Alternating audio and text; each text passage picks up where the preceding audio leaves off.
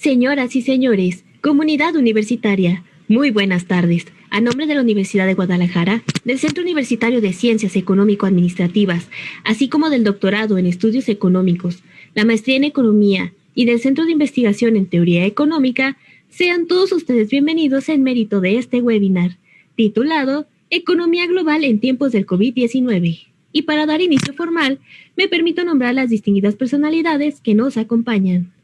Agradecemos al doctor Clemente Hernández Rodríguez, profesor investigador del CUSEA. Asimismo, agradecemos al doctor Rafael Salvador Espinosa Ramírez, profesor investigador del CUSEA. Nos acompaña también el doctor Manuel Iván Ortiz Ramos, profesor investigador de la Universidad de Nariño, Colombia.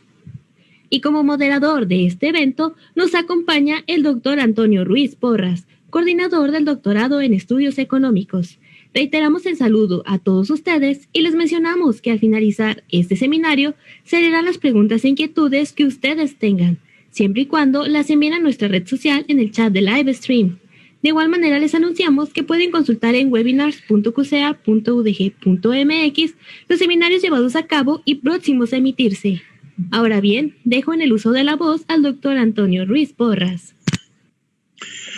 Gracias, buenas tardes a todos. El día de hoy tenemos como parte de nuestras actividades del doctorado en Estudios Económicos, la maestría en Economía y el Centro de Investigación en Teoría Económica, tenemos un evento muy especial donde 3 académicos nos hablarán sobre el tema de la economía global en tiempos de COVID en áreas muy específicas, y particularmente el día de hoy me da gusto comentar que tenemos expertos en varias áreas de la economía global, empezando en primer lugar con el maestro Manuel Iván Ortiz Ramos, quien es profesor de la Universidad de Nariño en Colombia y es director del Grupo de Investigación Frontera Sur. Nos da mucho gusto que esté con nosotros. También está el doctor Clemente Hernández Rodríguez, quien es profesor de la Universidad de Guadalajara, aquí en el Centro Universitario de Ciencias Económico-Administrativas, y es miembro del Grupo de Políticas Comparadas del grupo asociado a la plataforma Economía Jalisco COVID-19. También tenemos el agrado de tener al doctor Rafael Salvador Espinosa Ramírez, quien es también profesor del CUSEA y quien es director del Centro de Investigación Socioeconómica del Departamento de Economía de la Universidad de Guadalajara, y también forma parte de los investigadores del Grupo de Política Económica Comparada de la plataforma Economía Jalisco COVID-19. Ellos 3 nos hablarán sobre este tema de la economía global desde distintas perspectivas. Particularmente el maestro Manuel Iván Ortiz Ramos nos hablará sobre los efectos socioeconómicos del COVID en la frontera colombo-ecuatoriana. El doctor Clemente Hernández Rodríguez nos hablará sobre los efectos del COVID en los países de Oriente Medio, y el doctor Rafael Espinosa Ramírez nos hablará sobre los efectos del COVID en lo que es el comercio y la inversión a nivel global. Entonces, pues ya sin mayor preámbulo, pues doy la palabra a nuestros ponentes. Empezamos con el maestro Manuel Iván Ortiz Ramos. En segundo lugar será el doctor Clemente Hernández Rodríguez, y finalmente concluiremos con el doctor Rafael Espinosa Ramírez. Muchas gracias por su presencia a todos. Muchas gracias a todos ustedes, pues desde Colombia, pues un saludo muy sudamericano, pues en estos momentos de pandemia. Un saludo de parte de nuestro rector de la Universidad de Nariño, que también, al igual que el CUSEA y la Universidad de Guadalajara, también es una universidad pública. Un saludo del profesor Carlos Solarte Portilla, que es el rector, y de mi decano de la Facultad de Ciencias Económicas y Administrativas, FACEA, el profesor Guido Pantoja Rodríguez. yo voy a compartirles en este momento una de las presentaciones que voy a desarrollar esta tarde de hoy. No sé si ya estará la diapositiva ahí. ¿Sí? Ahí creo que sí está compartida la diapositiva. Sí está compartida. Adelante. Entonces, yo les había comentado, pues, soy un profesor investigador de Sudamérica. Nosotros diseñamos un grupo de investigación que se llama Frontera Sur. Nuestra actividad está relacionada directamente en el estudio socioeconómico de la frontera colombo-ecuatoriana, y para nosotros pues ha sido muy interesante lo que se ha presentado pues en nuestra pandemia durante estos 8 meses, por ser pues Frontera Sur un grupo binacional de investigación que lo compartimos con la Universidad UPE, que es la Universidad del Norte de Ecuador, donde se le colocó pues a ese grupo de investigación Frontera Norte. Entonces estamos trabajando ahí, como se dice, en 2 grupos de investigación sur-norte, y por eso le colocamos un grupo binacional. Para nosotros en Colombia pues es preocupante este tipo de situaciones, porque en Colombia las medidas de aislamiento preventivo generaron pérdidas mensuales entre 48 y 65 billones de dólares de pesos colombianos, que eso pues para nosotros nos representa entre el 4,5 y el 6,1% de nuestro PIB. O sea, es verdaderamente para nosotros muy preocupante ese tipo de situaciones, porque veníamos con un crecimiento del 3,3%, que fue muy analizado por la CEPAL, pues como por la Comisión Económica para América Latina y el Caribe, y también pues por el Banco Mundial. O sea, veníamos en una aceleración en crecimiento, y ese tipo de situaciones nos ha disminuido bastante esa participación que nosotros queríamos hacer, porque pues en Sudamérica siempre nos han conocido por ser un país muy activo en negocios internacionales y en comercio binacional, especialmente pues en el Grupo Andino, lo que ahora se llama Comunidad Andina de Naciones, y asimismo lo estamos haciendo pues en la integración de Alianza del Pacífico con el G2, que es lo único que nos quedó después de haber tenido un G3 con Venezuela. Sin embargo, hemos mirado que Ecuador, esas medidas de aislamiento también han sido bastante críticas, y sus pérdidas mensuales ascienden de 51 a 59 billones, y ese tipo de situaciones también nos preocupa, porque en este caso no se está perdiendo lo que nosotros estamos perdiendo, sino que ellos al contrario están entre el 4,8 y el 6,5% del PIB a nivel anual, o sea, año vigente, anual. Y esa situación pues es bastante preocupante, porque pues Ecuador depende mucho del proceso de dolarización que inició en 1999, y que pues le ha dado pues ciertos resultados, porque pues ha emparejado algunas medidas macroeconómicas con Estados Unidos. Sin embargo, los cinturones de miseria se han vuelto cada vez más grandes, tanto en Colombia como en Ecuador, y eso pues en medida pues a pobrezas, a estados de pobreza pues que vienen de situaciones y de problemas estructurales y coyunturales.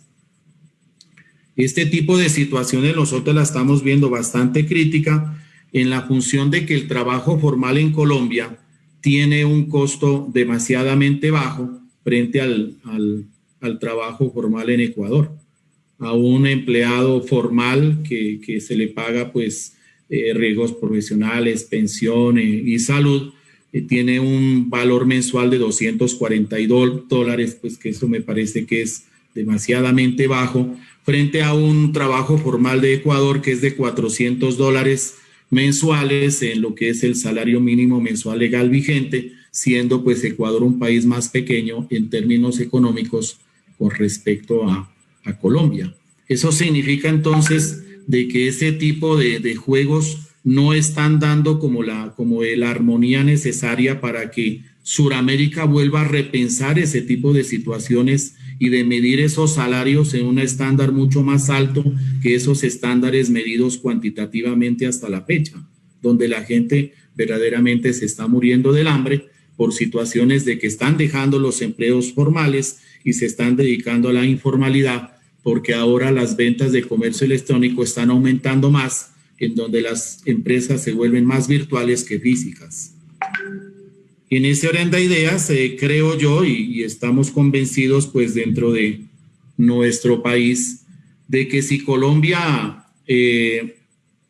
están involucrados ya el 47% de su PEA, de su población económicamente activa, y de Ecuador el 48.6% en la informalidad, nos va a preocupar mucho, si me entiende, mirar y reestructurar esas políticas laborales, porque ya verdaderamente esa formalidad tocaría ser pues analizada y cuestionada por muchos elementos y muchas variables que están golpeando en este momento pues fruto de la pandemia, porque ya la pandemia no se nos ha hecho una barrera en la parte sanitaria, sino que ya también es una barrera cultural, es una barrera económica y es una barrera social. Permitirle directamente a que los trabajadores salgan con el problema de que si salen a la calle van a ser contagiados con el COVID, también ese es otro problema bastante difícil de entender, porque pues de cualquier manera tenemos que buscarlo el sustento, y ese sustento cada vez es más difícil. En ese orden de ideas, para nosotros como espacio económico y social de frontera entre Colombia y Ecuador, pues nos golpea mucho este tipo de situaciones de los dos países que verdaderamente ven deterioradas sus economías, más por la situación coyuntural de la pandemia y también por el flujo crecido y acelerado que nosotros hemos tenido de migración de los venezolanos por nuestras fronteras, que viajan pues por carretera y a pie por las carreteras panamericanas de Sudamérica, específicamente Venezuela, Colombia, Ecuador, Perú, Bolivia, Chile, y algunos hacen regreso, algunos hacen retorno, y entonces nosotros no sabemos verdaderamente en dónde están ellos y cuál es el lugar pues donde verdaderamente ellos quieren estar. Pues hay algunas cantidades de poblaciones venezolanas que se encuentran, pues la más grande de 4 millones de venezolanos se encuentra en este momento en Perú, pero ellos están corriendo por todo el sendero andino, y verdaderamente esa movilidad económica y esa movilidad pues migratoria nos está generando bastantes problemas, no solamente los problemas económicos, sino también los problemas de salubridad, ¿no? Muchos de ellos en la frontera colombo-ecuatoriana pues duermen en la calle. Imagínense, nosotros tenemos acá temperaturas de hasta 5, 6, 10 grados de temperatura. Entonces son personas que vienen de climas muy calientes, de muy áridos en Venezuela, a pasar pues a dormir en las noches pues en las calles de nuestras ciudades fronterizas, pues a ese tipo de temperaturas pues no va a ser muy difícil de que ellos se enfermen y que no tengan pues de pronto el sustento, ¿no? Y esa situación pues ha generado de que haya muchos problemas de delincuencia en la frontera colombo-ecuatoriana, y también pues homicidios, ¿no? Homicidios, pues robos a mano armada y con arma blanca, pues que han permitido de que la gente aquí trate como de cuidarse. Y entonces lo que ha hecho ahorita Ecuador es hacer un cordón o un cordón migratorio para que simplemente los venezolanos no se queden en Ecuador, sino que pasen directamente Colombia, Perú, Perú, Colombia, y evitar, si me entiende, esos contactos con la migración. Verdaderamente es preocupante para nosotros que ese tipo de situaciones se presenten, porque tenemos dentro de nuestras investigaciones en la frontera, pues hemos sistematizado por los 573 kilómetros que tiene en 3 cordones fronterizos: el cordón fronterizo pacífico, que es donde están todas las comunidades negras, nuestras comunidades afrocolombianas y afroecuatorianas. Está el cordón fronterizo andino, que está pues donde están las principales ciudades, tanto del sur de Colombia como del norte de Ecuador. que también pues generan procesos de comercialización muy importantes y por donde está pues el puente internacional de Rumichaca, que es el puente más importante en el comercio binacional. Y tenemos también nuestras comunidades del cordón fronterizo amazónico, que son pues ya las comunidades indígenas, que también pues están de lado y lado de Colombia y que hasta el momento pues ellos no han respetado ninguna de los protocolos de salubridad que se están haciendo a nivel internacional por encontrarse ellos en selvas, donde dicen ellos que como son selvas vírgenes no tienen de pronto mucho contacto con la parte andina o con la parte pacífica. Por ese motivo entonces se nos han marginado mucho la situación de nuestras comunidades socialmente. Tenemos una de las ciudades fronterizas que es Esmeraldas, donde se ha presentado demasiados brotes de COVID-19 y que están llegando a Tumaco también en unas condiciones verdaderamente alarmantes. Y entonces tú estás del lado de Colombia, el otro está del lado de Ecuador, pero está Venezuela y están los venezolanos pasando para allá y para acá. Y entonces esas políticas de seguridad y de protocolo y de lavado de manos y de higiene de pronto no sirven para nada cuando hay personas que están en la calle sin tapabocas, que están en unas condiciones infrahumanas totalmente difíciles. Creo que en Sudamérica se le está saliendo de las manos esas migraciones tan voluminosas en donde casi el 70% de un país salió a vivir a los demás países y solamente un 30% está soportando ahí la cantidad de situaciones por los muchos subsidios que se presentan pues en Venezuela donde no hay verdaderamente qué comer. Esa es mi intervención, compañeros, y le doy pues la voz al doctor Antonio Ruiz Porras, que ha sido nuestro compañero y amigo, y esperar pues que después de esta pandemia estén por acá compartiendo con nosotros en algún congreso internacional. Gracias. Pues muchas gracias. Le damos la palabra al doctor Clemente Hernández Rodríguez, por favor. Gracias, Antonio. Miren, yo pienso hablar sobre el impacto que ha tenido la enfermedad por coronavirus 2019 en el este asiático. Entonces me voy a permitir ahora compartir pantalla y ustedes van a poder seguir lo que en este momento, ¿verdad? Me parece a mí interesante.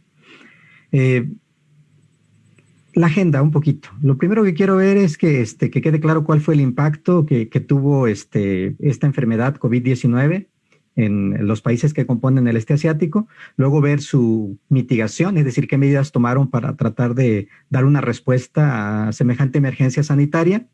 Después ver las respuestas de política fiscal y si aplica la reapertura económica. Entonces, nada más para estar en contexto. Asia del Este, a lo que yo me estoy refiriendo, lo pueden ver ahí en el mapa, es lo que está marcado en rojo. Esto incluiría países de tamaño económico relevante como lo son China y Japón, pero también tendría a Mongolia, a las dos Coreas y naturalmente a territorios que China asevera que pertenecen a su soberanía, como lo son el caso de Taiwán, Hong Kong y Macao. Ya contextualizado esto, lo que busco, ya lo mencioné al mencionar la agenda, pero lo interesante es cómo esta enfermedad del coronavirus 2019, causada por el SARS-CoV-2, se volvió una enfermedad potencialmente mortal que generó gran preocupación mundial para la salud pública. Todos sabemos que el brote fue en Wuhan, precisamente en esa provincia china donde se dio el mayor porcentaje de contagio. Este brote lo que hace es recordarnos el desafío actual de las nuevas enfermedades, patógenos infecciosos emergentes y que vuelven a emerger, y de la necesidad de una vigilancia constante, un diagnóstico rápido y una investigación sólida para comprender, primero que nada, la susceptibilidad que nos generan en la salud y después para desarrollar contramedidas sociales de prevención, contención y mitigación que resulten eficaces. En el plano económico, los gobiernos han respondido a la pandemia y a la crisis tratando de, primero, contener a través de frenar las actividades productivas y después a través de promover estímulos utilizando instrumentos de política fiscal a una escala sin precedentes. Y quiero compartirles esto, que es lo último que pude actualizar para que se den cuenta del impacto que tuvo en términos de vidas humanas. Pero también quiero que hagan un comparativo entre la región y el mundo, ¿verdad? Por ejemplo, donde empezó, en este momento en la China continental hay 86.398 casos. Hong Kong, que es el que una de las áreas más importantes, tiene 5.467, Macao 46, Taiwán, que se considera independiente, pero que China lo considera como parte de su territorio, 603, Corea del Norte, informalmente tiene 5.368 casos reportados, Corea del Sur 30.017, Japón 122.966, Mongolia 434, en total 251.299. En pocas palabras, lo que tiene Estados Unidos de muertos es lo que tiene Asia del Este en casos, ¿verdad? Vamos a las defunciones y verán que, pues, naturalmente las máximas defunciones están en China con una tasa de letalidad del 5.36. En Hong Kong se reconocen 108 muertes.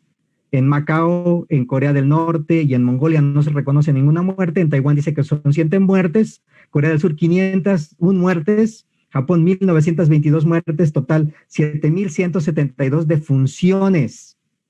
O sea, cuando lo comparamos con esto, ¿verdad? Hay regiones en nuestro país que han superado esto, ¿verdad? Este número en defunciones, con una letalidad del 2.85%. Pero si se fijan contra el mundo, ¿verdad? Es increíble el contraste que hace esto, lo cual muestra la eficacia. Y ya nada más hay por si les interesa ver los recuperados, ¿verdad? Para que vayan viendo qué es lo que ha ocurrido en aquellas tierras. Quiero hablar del caso, porque es lo que se vuelve muy interesante. Después de un letargo, porque se supone que precisamente fue el 17 de noviembre del 2019 que se dio el primer caso de una neumonía típica en Wuhan. China después actuó rápidamente después de haberse demorado prácticamente esas 6 semanas. A partir de enero, ¿verdad? Comenzó a tomar decisiones drásticas, un confinamiento estricto a la provincia, y podría decirse en suma que su caso ha sido exitoso. Cuando vemos su número de casos, el número de muertes tan solo en México ya superó ese número de casos, ¿verdad? Y estamos hablando de dos cosas diferentes. Las actividades están retornando paulatinamente a la normalidad, pero siempre ha existido el peligro de una ola de reinfecciones, aunque ellos ahora la identifican como proveniente del extranjero. De hecho, en fechas recientes pusieron muchas restricciones a países europeos, precisamente porque es donde se está escuchando que hay una segunda ola. En Corea del Sur la epidemia no está totalmente controlada, sigue aumentando el número de casos, aunque se espera que cada vez sean menos, pero comparativamente es el caso exitoso de la región. Corea del Norte, que no reconoce ninguna muerte, impuso restricciones drásticas a la población, como el confinamiento estricto a miles de personas en su capital, en Pyongyang, y aunque no reconoce oficialmente ningún caso, las estimaciones llevan a concluir que tiene más de 5,000 posibles casos. Y lo interesante es el caso japonés, porque aún en países de Asia del Este como en Japón hay problemas para que se cumplan las instrucciones gubernamentales del distanciamiento físico y del confinamiento, ¿verdad? Y Japón ha tenido un problema de rebrote muy fuerte en los últimos meses. Mongolia es el único país de la región oriental en que impuso un cierre total. Él sí clausuró fronteras y no permitió migración de ningún tipo, precisamente por el miedo a perder su contacto con su cliente comercial más importante, que es China. En esencia, en el Oriente Asiático, la mayoría de los gobiernos no impusieron una cuarentena obligatoria en la población general. Aún China solamente la impuso en Wuhan, no en las otras ciudades desarrolladas. Pero sí pidieron a sus ciudadanos que utilizaran ciertas medidas, como tratar de evitar el contacto físico, evitar salir, evitar la movilidad y el uso de mascarillas. Esas fueron sus medidas de mitigación social, ¿verdad? Veamos ahora las medidas de mitigación de tipo económico. Primero que nada, el impacto económico en China. China decreció 6.8% en el primer trimestre del 2020, volvió a crecer en el segundo trimestre. Hong Kong decreció menos 5.5 en el primer trimestre y volvió a decrecer en el segundo trimestre menos 0.1 y ya después ya empezó a crecer. Macao decreció menos 2.2 en el segundo trimestre. Taiwán menos 2.6 en el segundo trimestre. De Corea del Norte no tenemos estadísticas relevantes. Corea del Sur decreció menos 3.9 en el segundo trimestre. Japón menos 7.8 en el segundo trimestre y Mongolia menos 2.10. Si se fijan comparativamente hablando con otras regiones, las caídas más fuertes las que experimentó Japón y Hong Kong como territorio chino. Pero lo interesante es el estímulo fiscal. China dedicó un 4.7% de su PIB, que todos sabemos que es el segundo PIB más grande del mundo, ¿verdad? Japón dedicó el 21.1% de su PIB, en total y completa armonía con países desarrollados, ¿verdad? Uno de los países que más estímulo fiscal o que más política discrecional fiscal utilizó, ¿verdad?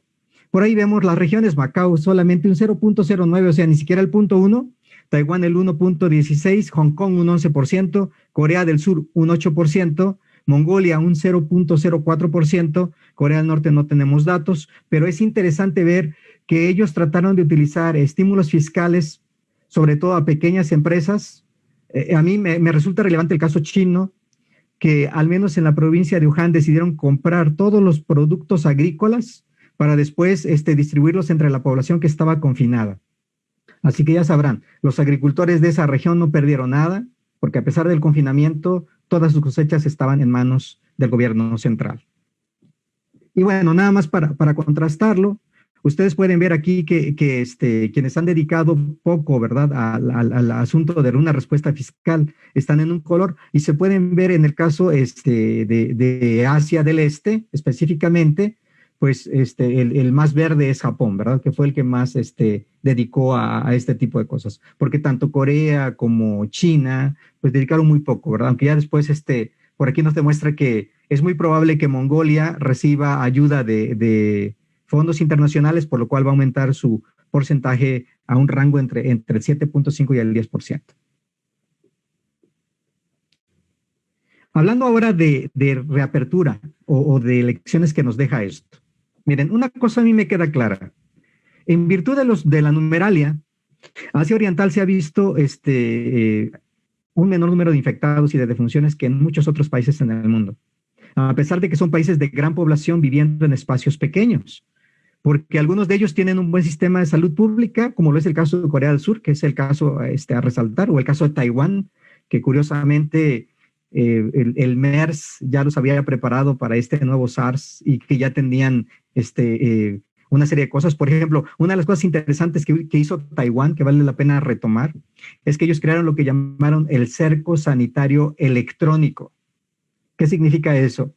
Que debido al amplio uso del celular, que es prácticamente ya un dedo más de la mano, lo que ellos decidieron hacer es que a través de códigos QR y a través de aplicaciones, todos aquellos que resultaron positivos recibían un semáforo, ¿verdad?, que les permitía salir de compras o no salir a ningún lado.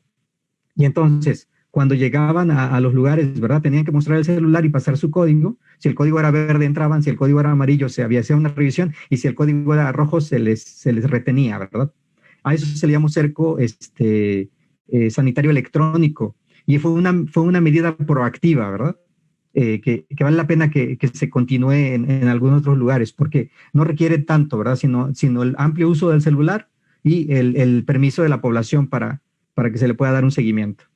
El que no haya una vacuna que se haga asequible a la población vulnerable sigue siendo la principal limitante. O sea, me refiero a la vacuna asequible. ¿Por qué? Porque ya hay nivel 3 algunas ya van a registrarlo, otras ya han hecho pruebas, ¿verdad? Pero de allí a que la logística permita que esas vacunas estén inyectándose en las personas, ¿verdad?, todavía falta. Así que mientras es necesario seguir usando medidas de prevención, contención y mitigación. Permítanme resaltar esta parte de contención, porque precisamente México ha seguido este tipo de medidas. Medidas de contención que Japón, en virtud de los nuevos contagios, tomó al limitar el ambiente de restaurantes y de bares a un horario, ¿verdad? Tienen que cerrar a las 10 de la noche. Digo, y como si fuera calcado, al rato escuchamos que en México estamos haciendo lo mismo, ¿verdad? Estamos cerrando lugares de convivencia pública que no son esenciales, pero que sí le pegan al sector terciario de servicios, sobre todo al restaurantero y al sector de distribuidor de bebidas espirituosas. Entonces, naturalmente, suena bien, pues, porque parece ser que son lugares de alto contagio debido a los asintomáticos. Entonces, esa es una medida de contención, ¿verdad? Tratar de evitar que la gente tenga movilidad. Pero lo que nos deja el caso exitoso de Taiwán es que se requieren usar medidas proactivas. una respuesta temprana a la amenaza del COVID-19 que los países más afectados, especialmente Estados Unidos y México, no hicieron, ¿verdad? El segundo sería usar la tecnología, utilizar los celulares a favor de esta contención. De hecho, es muy curioso, pero yo que seguí el caso de China, en China se utilizaron robots para la entrega de alimentos a los que ya habían dado positivo. En pocas palabras, no había contacto persona a persona en la entrega de alimentos. Entonces, podemos utilizar este tipo de cosas, ¿no? Por eso están disponibles. Y el tercero, que es lo que también nos enseña Corea del Sur, es hacer más pruebas para dar un seguimiento eficaz a las personas que se contagiaron. Pero además, pruebas rápidas. Porque un gran problema que se ha visto en el asunto de las pruebas en México es que al utilizar el PCR, la prueba, el resultado viene llegando 14 días después. Y si la persona resultó ser positiva, ya tuvo 2 semanas contribuyendo a la difusión del virus, ¿no? Entonces, justamente de esto es lo que les quiero comentar, ¿verdad? El futuro que tenemos en este momento todavía es incierto, aunque parece ser que 2021 es el año de la reapertura generalizada. Hay una alta probabilidad de rebrotes en algunos países. En México lo que está pasando es una segunda ola. Hay posibilidades de mutaciones del virus, como ya ocurrió en Dinamarca, o de una combinación desfavorable de factores que requieran actualizar las implicaciones de lo que aquí se ha dicho, ¿verdad? El brote de esta enfermedad COVID-19 es un claro recordatorio del desafío actual que tenemos. Y miren, la situación económica se ha vuelto muy complicada y el mundo ya no va a ser el mismo que alguna vez fue, ¿verdad? En la esfera de la economía hay que operar sobre bienes y servicios básicos, o sea, hay que regresar a la parte de los bienes reales. En la oferta hay que asegurar el funcionamiento de la distribución de básicos como alimentos y medicinas, transporte, servicios públicos básicos. Deben de evitarse los cuellos de botella precisamente por todas estas restricciones de movilidad. Deben de monitorearse las acciones de acaparamiento y comercio desleal que en algunas regiones han sucedido y si es necesario aplicar todo el peso de la ley. Y respecto a la demanda hay que reforzar las iniciativas fiscales de apoyo, pero sobre todo apoyo al empleo, ¿verdad? Porque el apoyo al ingreso desafortunadamente suele ser el menos efectivo o suele tener un efecto temporal. Y obviamente lo que quiero tratar de dar a entender a esto es que la exposición que he hecho pues tiene limitantes. Una limitante es que necesita estarse actualizando a cada momento, ¿verdad? Otra limitante es que hay muchos factores de política económica como la política monetaria, la política financiera o la política internacional, la economía internacional que vale la pena resaltar. ¿Por qué? Porque son ricos, ¿no? en su propio análisis. Y con esto, pues permito que este webinar continúe adelante. Gracias, Clemente. Sigue el doctor Rafael Espinosa, quien nos hablará sobre el tema de comercio e inversión a nivel global. Adelante, doctor Rafael. Muy bien, muchísimas gracias. Saludos a todos allá, a los colegas colombianos que seguramente están padeciendo tanto como padecemos por acá. Migración y todo también por acá la vivimos y son experiencias realmente complejas, ¿no? Y van a seguir siendo, no está descartado. Bueno, básicamente, si hay algo democrático en este mundo es el comercio internacional. Es decir, debido al conjunto de cadenas de distribución, la cuestión de las cadenas de valor que existen en la economía mundial, pues puede haber estrategias muy buenas para contener el virus en algún país, pero el comercio internacional es parejo, ¿no? Es decir, básicamente podemos entender, por ejemplo, que el volumen del comercio se va a caer en el mercado mundial en 9,2% en el 2020. Esa es la predicción. Sin embargo, el comercio ha sido resiliente, es decir, no ha caído tanto de lo que se esperaba, ¿sí? Porque la disminución prevista, la que se tiene de 9,2 del comercio mundial, es inferior a la que anunciaba la hipótesis optimista de las previsiones comerciales de abril, que era del 12,9. Es decir, la pandemia sí ha generado una caída, sí va a generar una caída del comercio mundial significativa. 9,2 es mucho, es una división muy, muy importante del comercio, pero no ha sido tan grave como puede haber habido en otros indicadores, porque al final el comercio básicamente tiene que existir, ¿sí? No hay capacidad para ser autosuficientes y sin embargo el comercio tiene que caer y cae.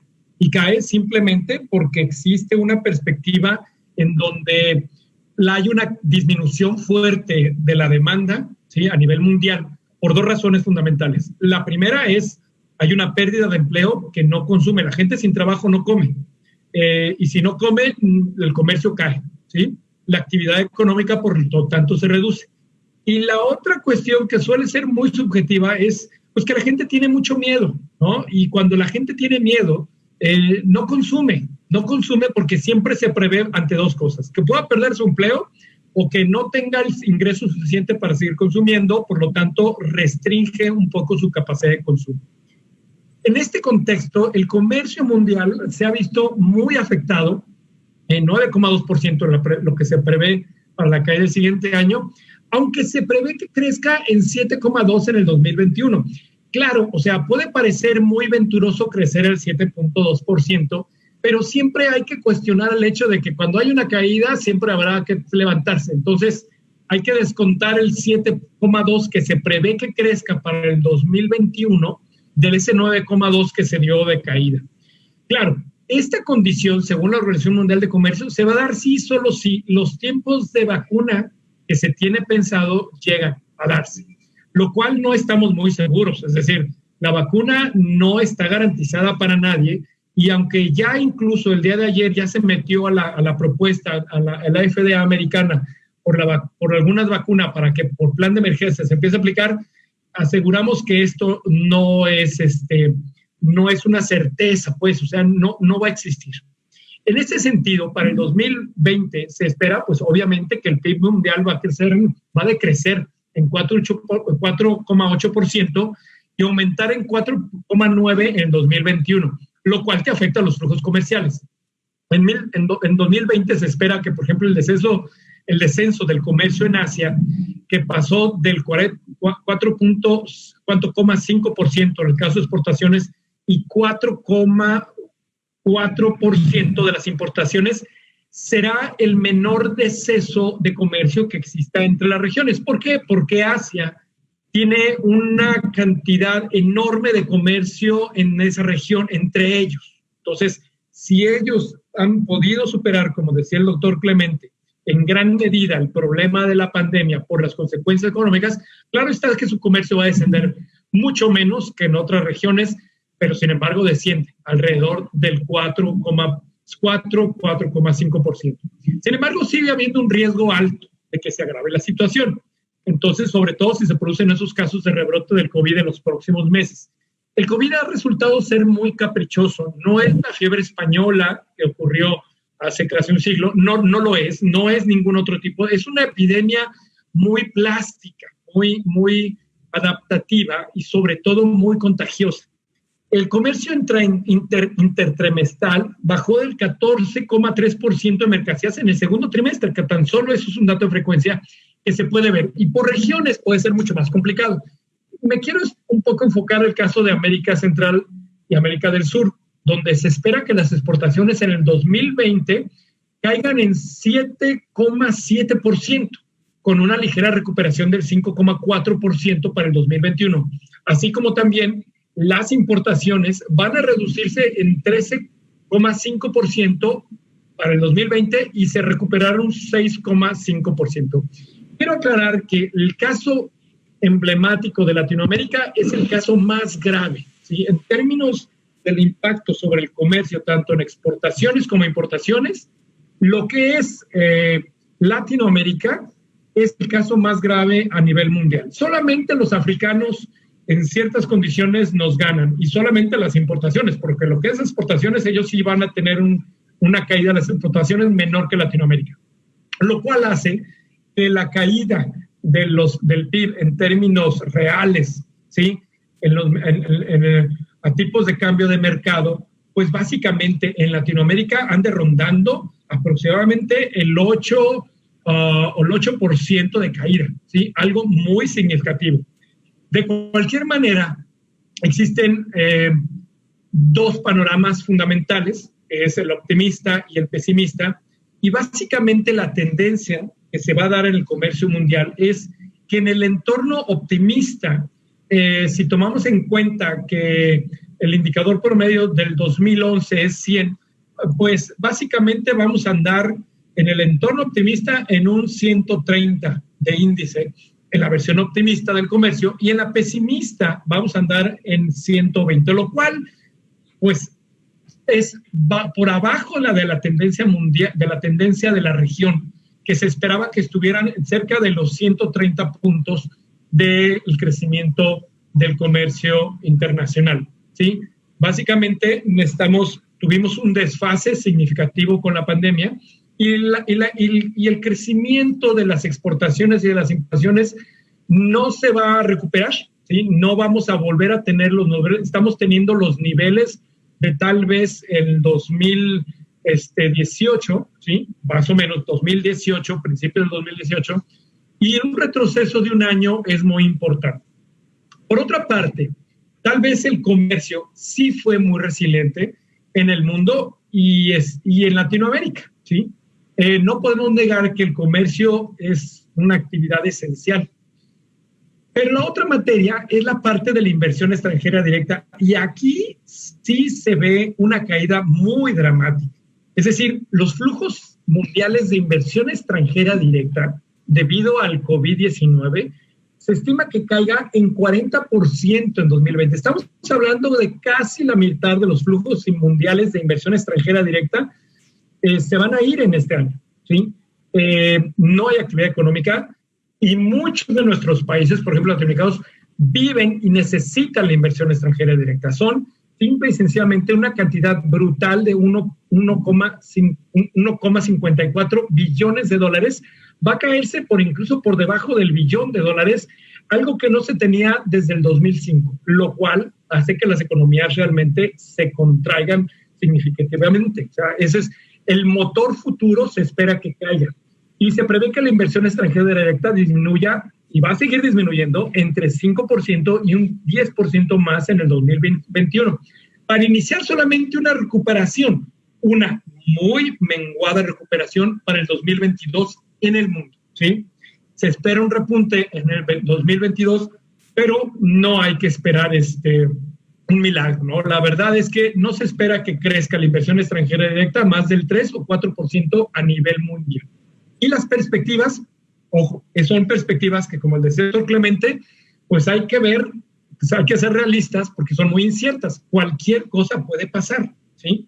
Depende de la crisis, de la duración de la crisis sanitaria y sobre la eficacia de las intervenciones de política para mitigar los efectos económicos de la pandemia, los riesgos geopolíticos y financieros y generalmente las continuas tensiones comerciales que se suman a la incertidumbre. Bonito favor nos hizo el gobierno americano con Trump cuando empezó a hacer esa guerra comercial que de por sí ya veníamos en picada en muchas regiones latinoamericanas. Llega Trump y empieza a hacer una guerra comercial y llega el COVID y entonces aquello se quiebra por la parte más delgada. Entonces, la inversión extranjera directa es mucho más difícil de predecir cuál será su futuro. Algunos podrán presumir de que han tenido un ingreso de inversión extranjera directa, pero nunca será suficiente con esta caída que se ha dado. Particularmente, la inversión extranjera directa en América y en Latina y en el Caribe, ¿sí? Se espera que se reduzca en más del 50% para el 2020. O sea, estamos hablando que la mitad de la inversión extranjera directa real que existe en la región se va a caer. Países más afectados, pues básicamente los principales receptores de inversión extranjera directa.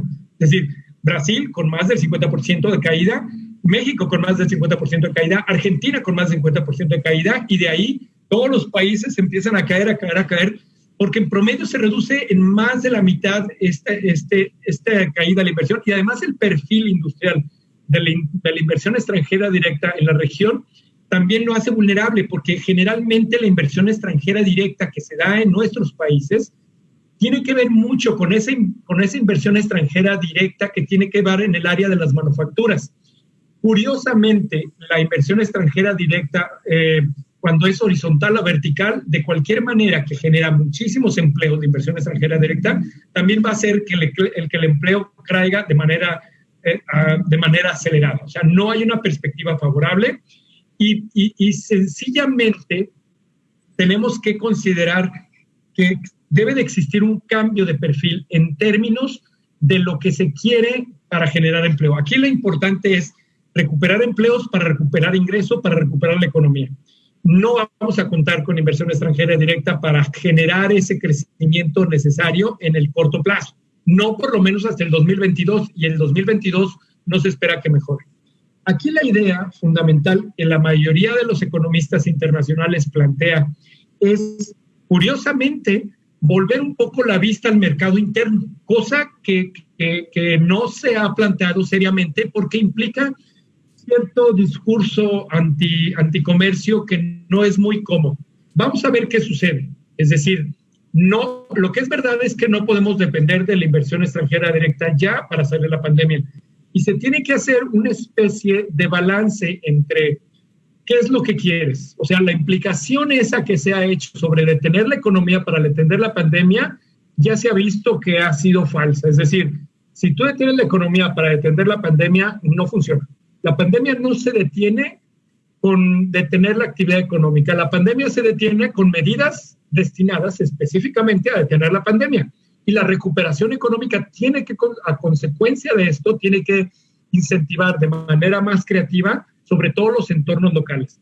Pensando especialmente en Latinoamérica, ¿sí? El panorama es muy oscuro, muy oscuro, pero sin embargo se tiene un potencial muy grande en términos de un mercado interno que no se ha resuelto y que también tenemos la posibilidad y tenemos las capacidades de generar ese tipo de empleo que se necesita y auspiciarnos un poco del comercio. El comercio ha sido resiliente, es decir, olvidémonos un poco de la inversión extranjera que no va a venir y volvamos la vista un poco a esa capacidad de comerciar que afortunadamente es muy democrático el comercio y es el que de las variables a nivel internacional es por la pandemia es la que menos, de las que menos se ha afectado. El comercio mundial ha sobrevivido y solamente en el 2021 ya se espera un crecimiento.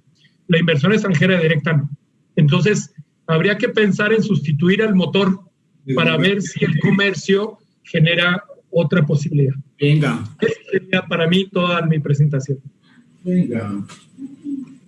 Ok, pues muy interesante. En realidad yo creo que algo que podemos retomar un poco de las tres experiencias que se han estado discutiendo en este momento, pues básicamente yo creo que varias cosas son aplicables perfectamente para México, ¿sí?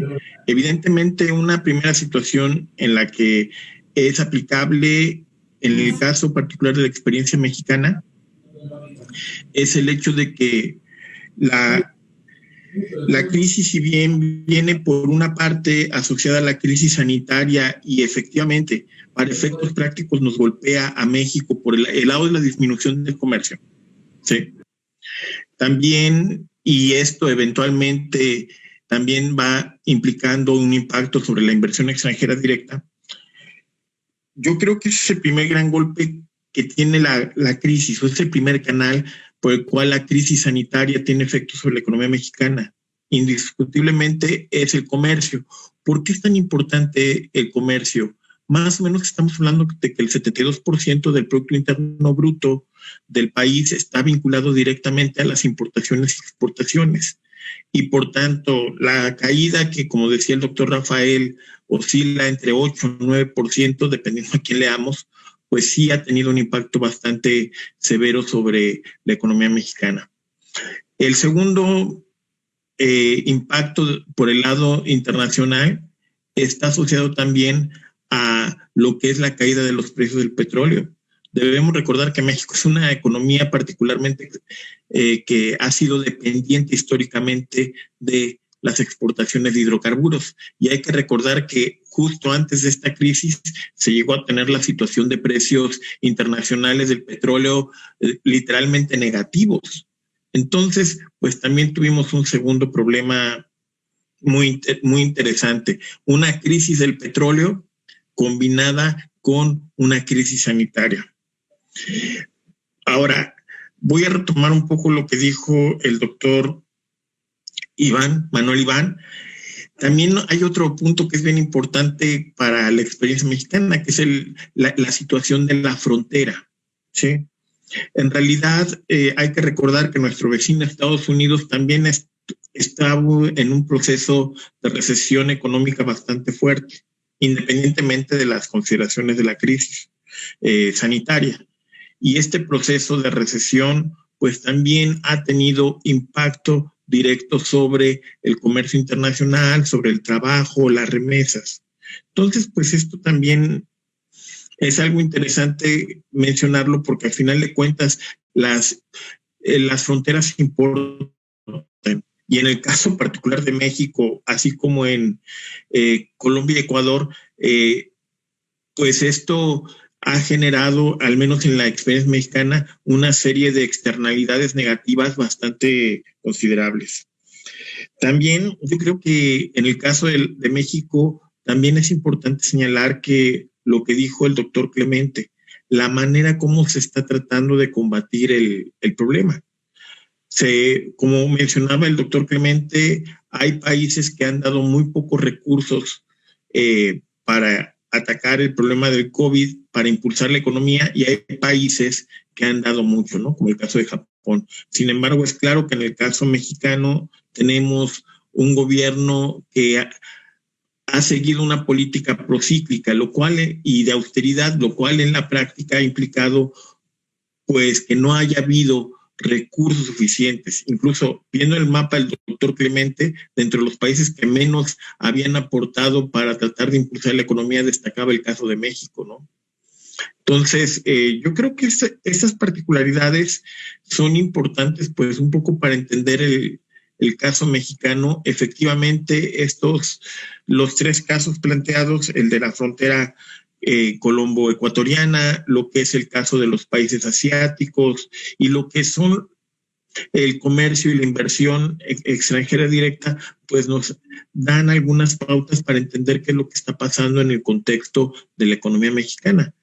Yo creo que también hay otro factor que hay que considerar para la economía mexicana, y es la política que se ha seguido a partir de esta administración, que se ha caracterizado por una parte por cierta política procíclica, una cierta austeridad y una cierta negación de tratar de reducir algún gasto que ha sido esencial. Debemos recordar que justamente cuando desaparece el sistema de salud, INSABI, fue justamente 2 meses antes de que llegara el COVID, ¿no? Entonces, pues, este sistema público de seguridad social desaparece justo en el momento que más se necesitaba. Yo creo que también esto es una característica importante señalar, porque lo que nos dice es que en el fondo tenemos determinantes externos e internos que han generado que la caída del Producto Interno Bruto en México, que se estima oscila entre 8.5 y 10%, sea la caída más grande en términos históricos, al menos desde 1932, no se había observado una caída tan fuerte de lo que es el Producto Interno Bruto y en general la actividad económica del país. Entonces, pues yo creo que también en ese contexto, también hay que reconocer que, como bien lo dijo el doctor Rafael, no hay muchas expectativas positivas en el corto y mediano plazo. De hecho, ya podemos empezar, al menos en el caso de la experiencia mexicana, a hablar de un sexenio de crecimiento cero.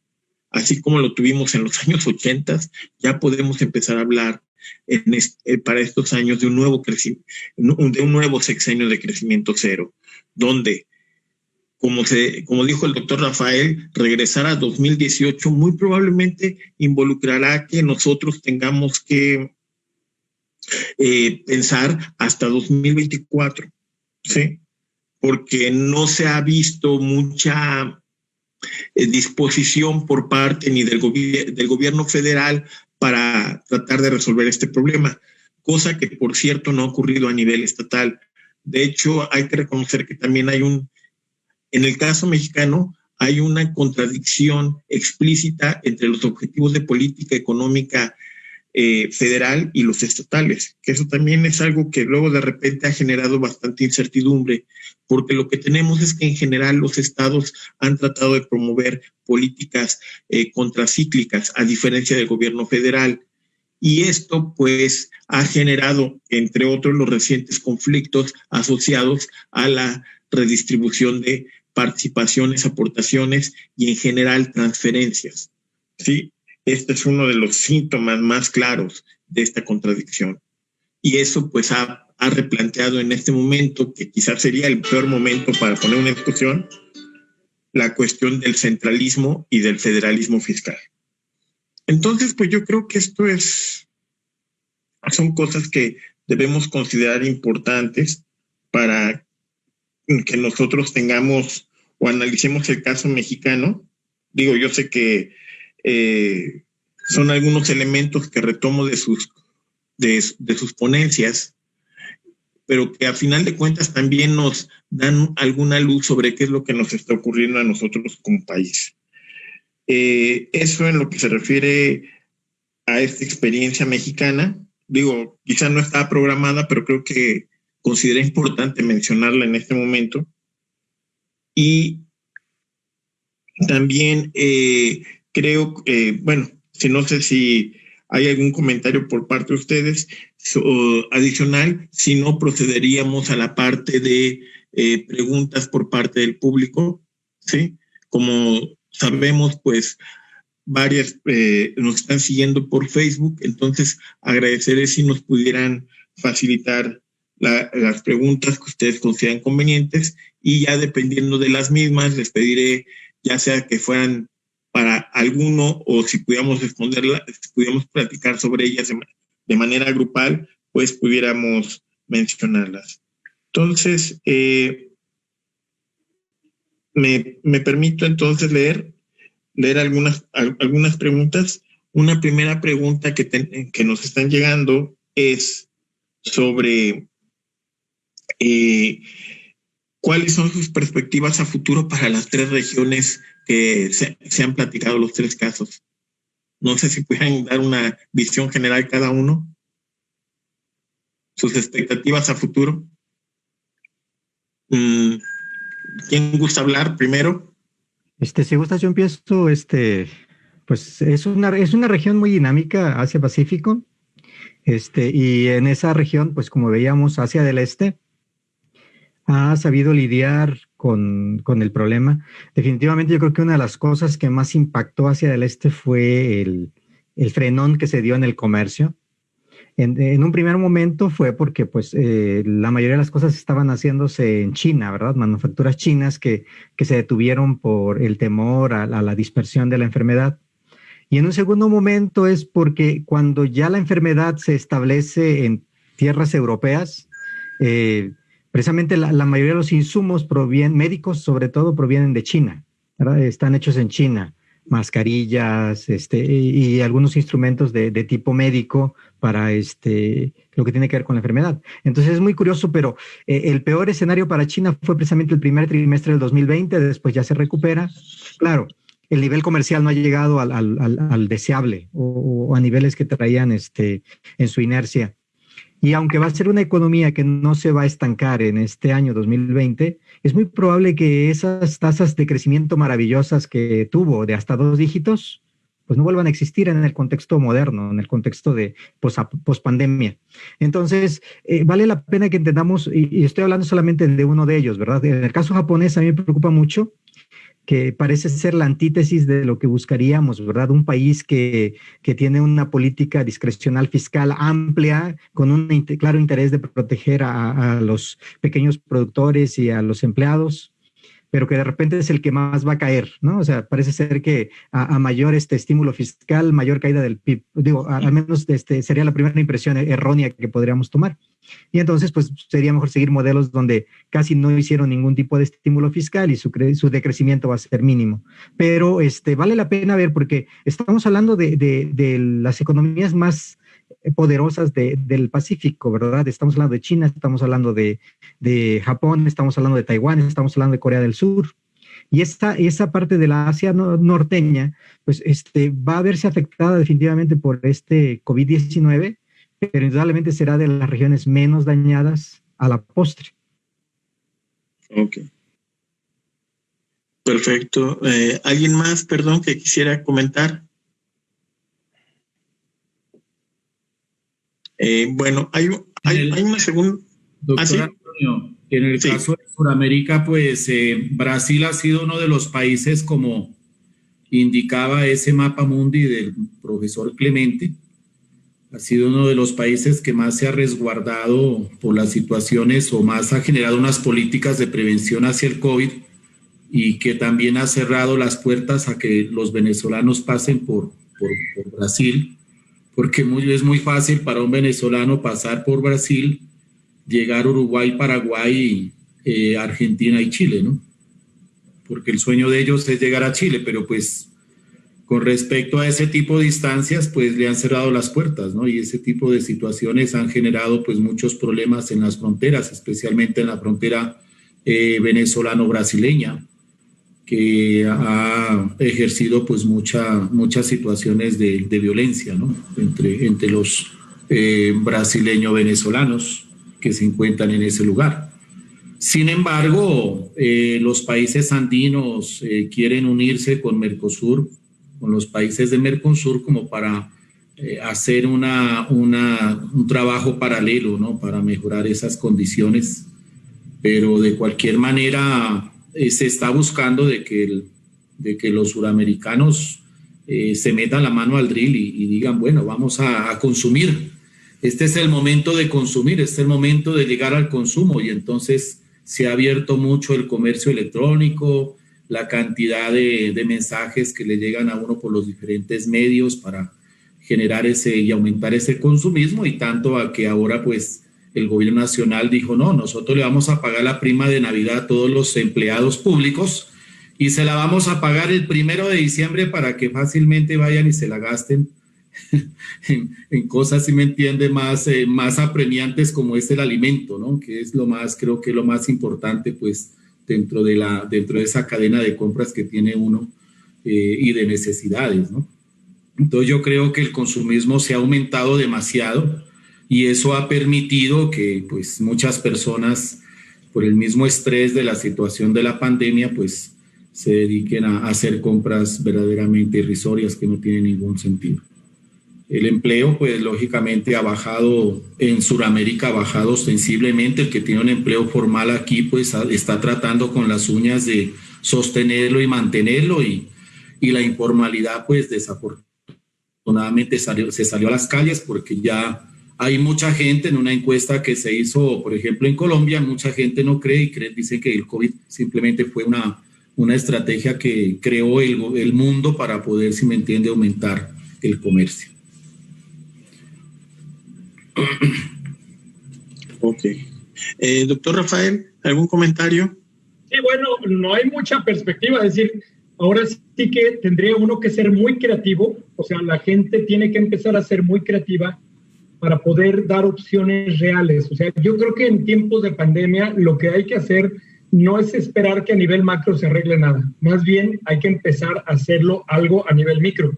Lo que es la mediana y pequeña empresa tendrá que reinventarse de manera muy vigorosa, y la gente tendrá que empezar a ser mucho más creativa en términos de negocios, y no esperar no tener esa clásica dependencia de recibir algo de arriba, porque no va a haber nada arriba, ¿sí?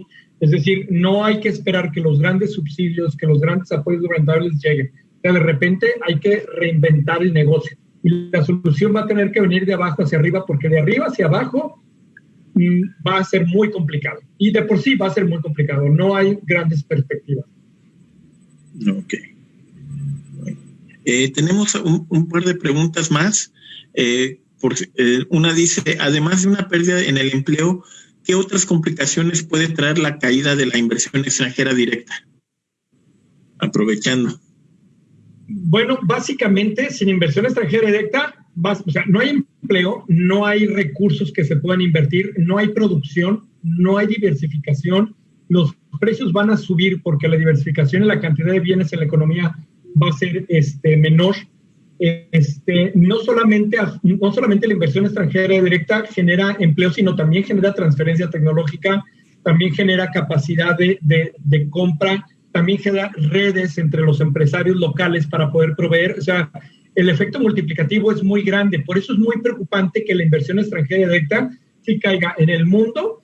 en 40% y especialmente en Latinoamérica y Brasil, Argentina y México como las grandes economías, va a caer más del 50%, lo cual eso se traduce en una reducción de la actividad económica en una proporción tal vez no tan grande, pero en efectos, el eslabonamiento productivo que se da alrededor de eso sí es altísimo, ¿no? Entonces, por eso hay que repensar en reinventar un poco los sectores empresariales.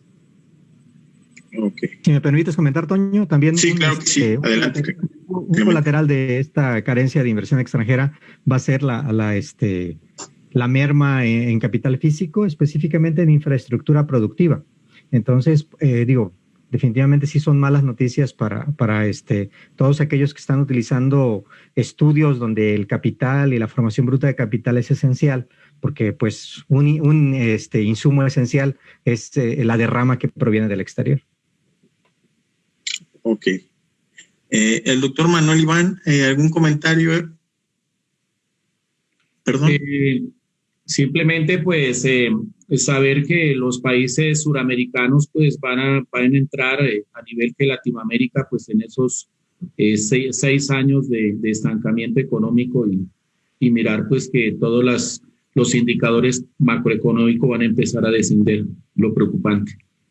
Creo que las iniciativas, y comparto con el profesor Rafael, que esas iniciativas deben hacer de nosotros, a pesar de que las microempresas y las medianas y pequeñas empresas se acabaron, pues, cerca de 8.900 empresas en Colombia, pero pues creo que es desde abajo donde podemos empezar a trabajar para poder volver a hacer ese castillo de naipes. Ojalá y no se nos derrumbe. Bueno, tenemos otro comentario. Nos dicen que tendremos que ser más creativos que nunca para compensar la falta de inversión extranjera directa. En ese contexto, dice, creo que es un reto para demostrar capacidades. Bueno, retomando este comentario que nos hacen, yo lo que quisiera preguntar, ¿ustedes qué creen que sería necesario para tratar de reducir estos problemas asociados al COVID? O sea, me refiero, sabemos que no hay dinero, pero ¿hay alguna alternativa? No sé, cambios institucionales o propuestas de colaboración. No sé si ustedes tienen alguna opinión al respecto sobre qué es lo que se puede hacer. Antonio, yo me permito iniciar el comentario.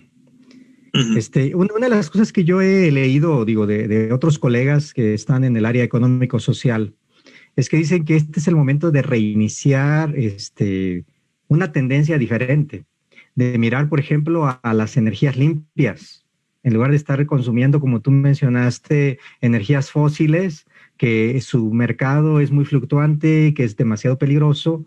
Debiéramos de reconsiderar el consumo que estamos haciendo de muchas cosas.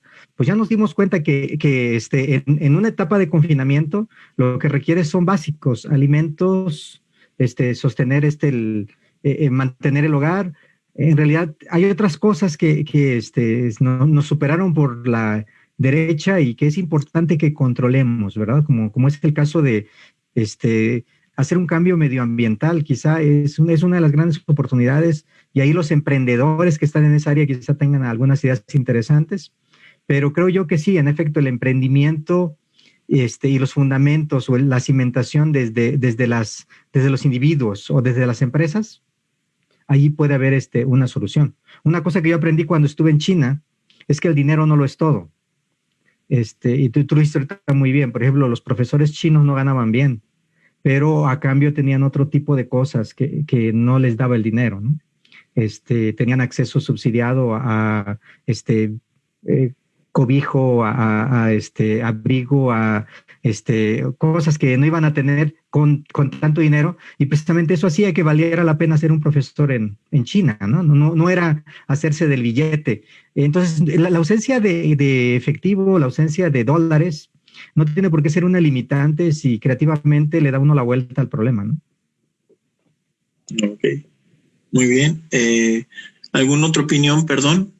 Sí, yo sí soy muy reacio a que se combine, o sea, se crea que la actividad económica, o sea, a eso que se piensa que la actividad económica genera contagio. Yo separaría una política de control, de control sanitario de una política económica, ¿sí? Es decir, la idea desde el principio que la actividad económica genera contagios es un perjuicio en la economía mundial de manera terrible. Ahora los europeos ya asumen que lo mejor es que tengan que ir los niños a la escuela, ¿sí?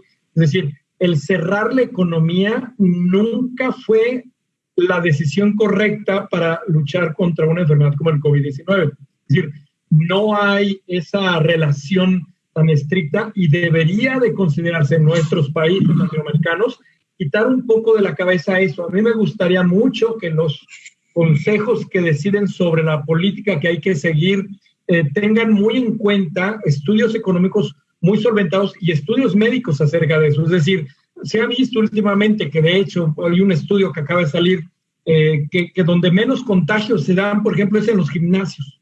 Cuando se tenía la idea que el gimnasio es cuando más contagios hay. Bueno, hasta ahorita ese estudio ha demostrado que no. Y de todos modos, así como muchas actividades económicas se paralizaron por un criterio absurdo de creer que paralizando la economía se detenía el contagio, ¿sí? Yo creo que debería de haber una política muy bien elaborada, pensar en una recuperación económica muy vigorosa, tomando en cuenta las necesidades de evitar contagios, pero no haciendo esa asociación tan espuria como que es que a mayor actividad económica, mayor enfermedad. Ok. Muy interesante comentario. Doctor Manuel Iván, ¿alguna opinión adicional?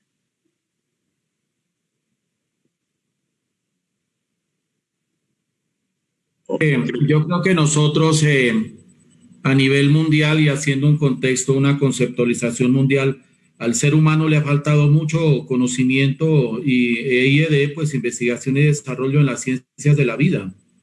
Nos hemos dado cuenta que con esta pandemia el ser humano tiene una vida demasiadamente frágil que permite, si me entiende, de que no tenga medios impermeabilizantes que hagan que su vida pues se mantenga pues en mejores condiciones sobre su hábitat, ¿no?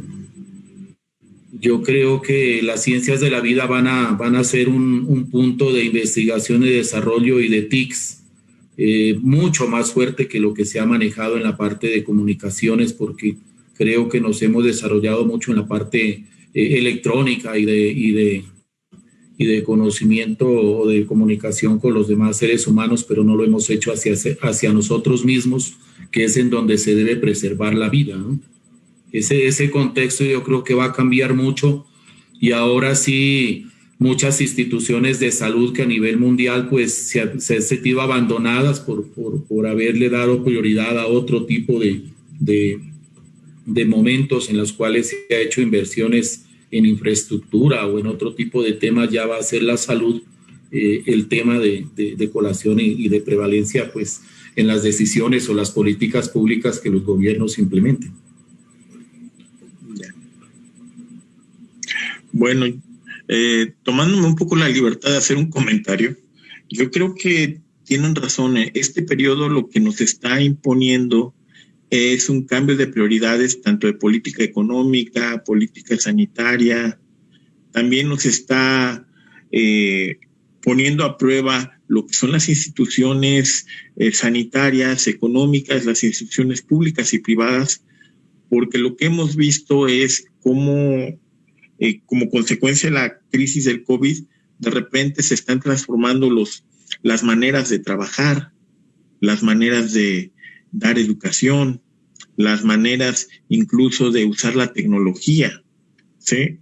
O sea, se están generando cambios que eventualmente pues sugieren que en realidad estamos quizá en medio de lo que llamamos popularmente un periodo de cambio estructural. No me gusta la frase, pero en realidad creo que es la mejor manera de describirlo, donde realmente pues por una parte se están cuestionando la utilidad de formas de obtener energía, formas de obtener, de realizar política económica, formas de proponer política pública. En ese contexto, yo creo que esta crisis lo que sí nos está planteando son oportunidades para el desarrollo futuro que anteriormente no las habíamos visto.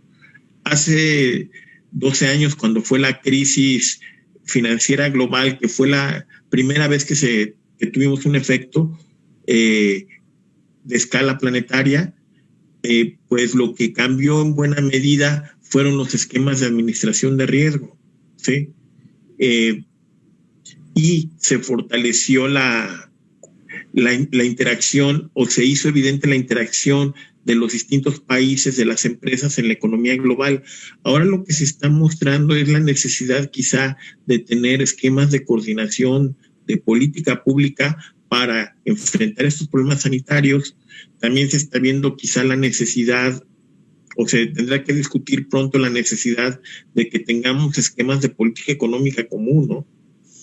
Y también probablemente me da la impresión de que en este contexto también pues tendremos que pensar o repensar la manera como se van a reestructurar las relaciones laborales, como comentaba, las relaciones tecnológicas y las relaciones financieras. En ese sentido, yo creo que estamos en un periodo interesante de retos, de cambio, de transformación, y pues hacia dónde vamos hacia el futuro, pues me da la impresión de que en el fondo efectivamente tenemos un futuro muy incierto, pero también no quiero ser tan pesimista, ¿no? Quizá el resultado sea, a la larga, pues generará pues resultados distintos que yo espero que sean pues para bien de todos, ¿no? A pesar de que en este momento quizá lo veamos como un problema bastante fuerte.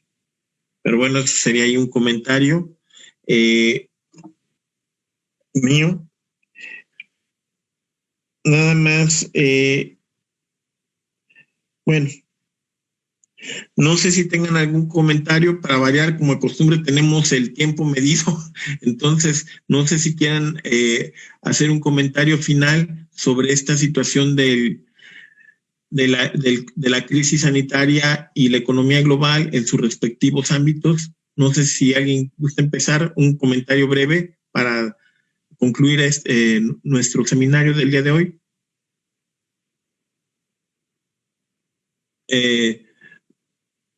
Doctor Manuel Iván, ¿algún comentario final?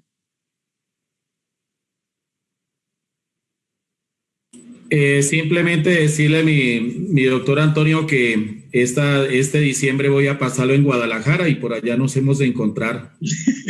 Perfecto. De diciembre al 15 de enero voy a estar por allá en su tierra, que me parece una tierra muy bella. Y mirar la posibilidad de hacer el postdoctorado en negocios internacionales que le decía yo. Ok, perfecto. Doctor Clemente, ¿algún comentario final?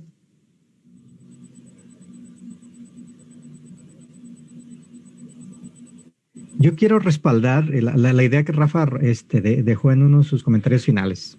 Creo que el gran problema de cómo se ha manejado esta crisis ha sido que se confundió el origen de la misma. La crisis sanitaria es una crisis natural que tiene todo un proceso, pero desafortunadamente en el afán de detener el ritmo o la tasa de contagio, se afectaron a actividades económicas y con eso se generó un alto costo que no era necesario haberlo enfrentado así.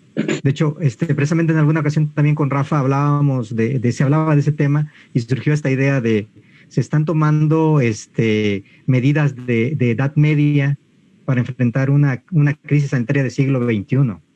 Y yo creo que ese ha sido el gran problema, ¿verdad? Si cada vez que surge una peste, la idea es marcar a los apestados y quemarlos y no permitir a la gente que salga de su casa, digo, tenemos que prepararnos porque es un asunto recurrente. O sea, la naturaleza va a estar enviándonos patógenos nuevos, va a haber enfermedades reemergentes.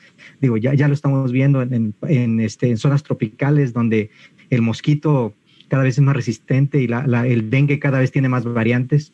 Entonces, tenemos que entender que no podemos cerrar la cortina cada vez que ladra el perro. Entonces, tenemos que enfrentar las situaciones de una manera muy diferente y no confundir dos ámbitos que, cierto, se intersectan, Pero si hacemos las cosas focalizadas, si vamos a donde está el problema, si lo atendemos correctamente, entonces vamos a evitar afectar toda el área que no hacía tangencia o que no estaba involucrada con el tema. Okay. Doctor Rafael, ¿algún último comentario? Sí, bueno, básicamente podemos pensar que la crisis económica, de hecho, va a matar más gente que la enfermedad. O sea, eso ya es una realidad. Tal vez el hacer una política adecuada ayudaría mucho en el sentido en que si podemos diferenciar una política de salud de una política económica para reactivar la economía, sería lo ideal. Porque no podemos matar más gente con una economía cerrada, pero tampoco lo podemos matar con una pandemia, ¿sí? Es decir, tendríamos que ser muy creativos y muy inteligentes para poder hacer una compaginación adecuada de política económica. Y la otra parte que yo lo veo muy, muy grave es que, aparte de todo, si lo vemos, hay un artículo muy bueno que dice ahí, la primera causa de muerte consecuencia de la pandemia es por la cuestión económica. La segunda es las perturbaciones emocionales que genera el COVID-19 y la tercera es el COVID-19.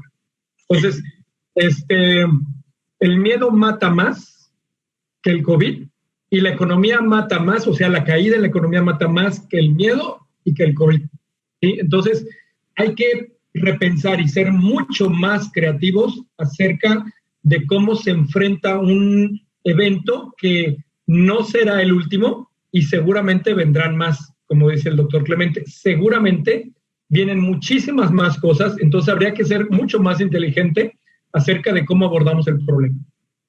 Bueno, pues con estos comentarios, agradeciéndoles a los tres su participación, sus palabras que son muy interesantes, sus reflexiones, pues damos fin al seminario del día de hoy.